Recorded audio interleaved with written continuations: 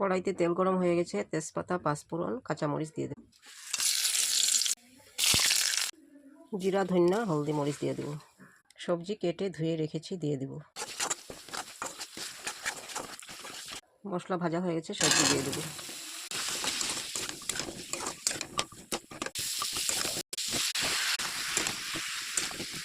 লবণ 1 চামচ দিয়ে দেব।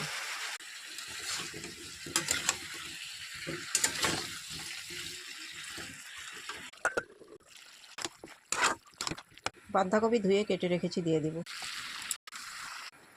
টেস্টের জন্য অল্প চিনি দিয়ে দেব। সবজি ভাজা হয়ে গেছে, জল দিয়ে দেব।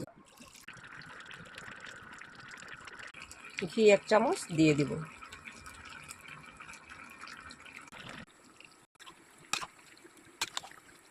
নিরামিষ সবজির রেসিপিটা হয়ে গেছে, আমি নামিয়ে নিয়েছি।